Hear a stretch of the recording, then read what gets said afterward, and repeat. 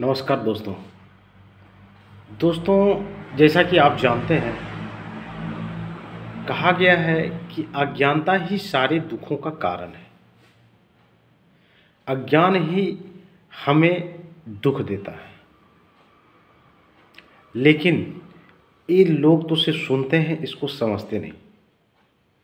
मैं दो कहानी के माध्यम से इस बात को आज समझाना चाहूँगा कि ज्ञान हमारे जीवन में कैसे दुखों के पार हमें ले जाता है।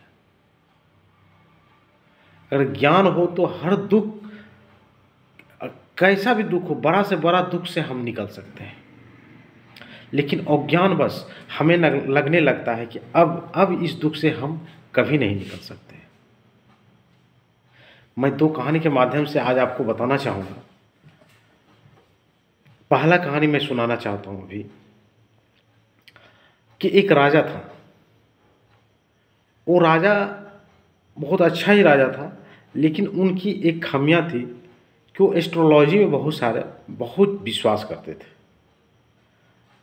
और राजा तो बढ़िया थे, लेकिन एस्ट्रोलॉजी में उनको बहुत विश्वास था। तो एक दिन क्या हुआ कि उनके दरबार में एक एस्ट्रोलॉजर था। उन्होंने कहा कि महाराज, ये जो व्यक्ति आपके दरबार में बैठा हुआ है, इसकी मौत आज से ठीक 3 दिन बाद हो जाएगी।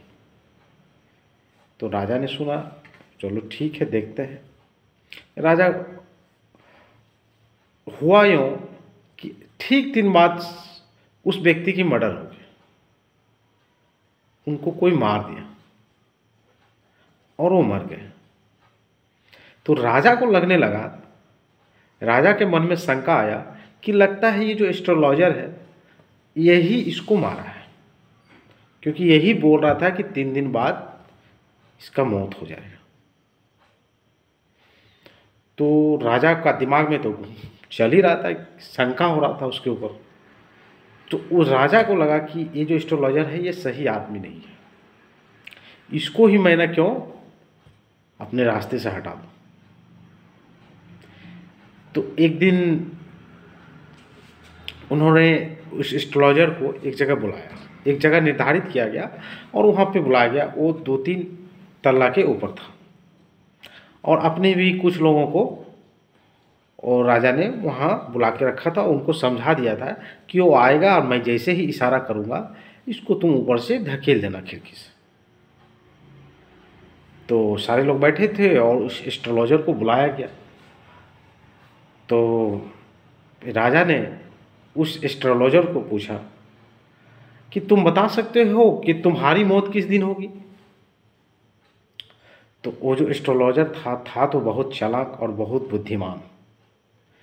उसे ये समझ आ गया कि आज कुछ गड़बड़ है, मेरा जान भी जा सकता है। तो उस एस्ट्रोलॉजर ने जानते क्या जवाब दिया कि हाँ महाराज, मैं तो जानता हूँ, मेरा मौत आपके मौत से ठीक 3 दिन पहले होगा। उसने इस एस्ट्रोलॉजर ने देखे जवाब दिया कि मेरा मौत आपके मौत के ठीक 3 दिन पहले होगा। अब राजा को ये दिमाग में लगे कि अरे इसका बात अगर सच है, अगर मैं इसको मार दूं तो 3 दिन बाद तो मेरा भी मौत हो जाएगा, क्योंकि उसको तो एस्ट्रोलॉजी पे विश्वास भी था, एस्ट्रोलॉजी पे। तो उसको लग रहा था अगर मैं इसको मार दूं तो 3 दिन बाद मेरा भी मौत हो जाएगा, क्योंकि ये तो बोल रहा है कि मेरा मौत आपसे ठीक 3 दिन पहले होगा, यानी कि राजा का मौत उसके मौत के 3 दिन बाद होगा। तो राजा ने उसको छोड़ दिया और राजा उसका और अच्छे से देखभाल करने लगा कि इसको कोई तकलीफ नहीं होना चाहिए।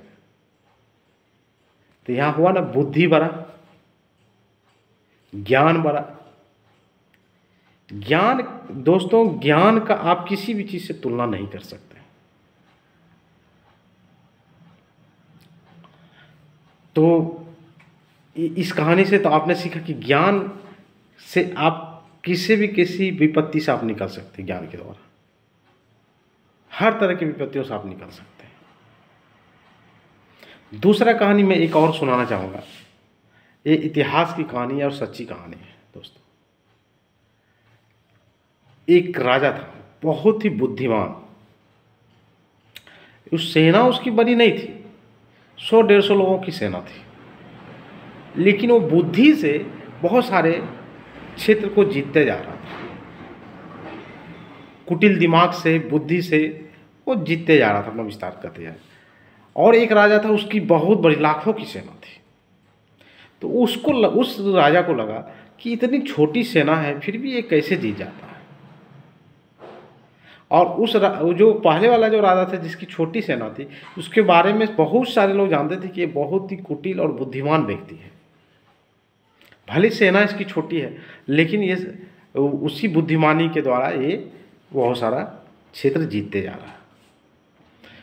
तो वो जो जिसकी सेना बड़ी थी, वो राजा आक्रमण करने वाला था उनके ऊपर, उनके क्षेत्र के ऊपर, जिस राजा की सेना छोटी थी, मात्र 100-150 लोगों की सेना थी। तो उनको ये खबर पता हुआ कि वो जो है लाखों की सेना वाले जो राजा हैं वो उनके ऊपर हमला करने वाला है।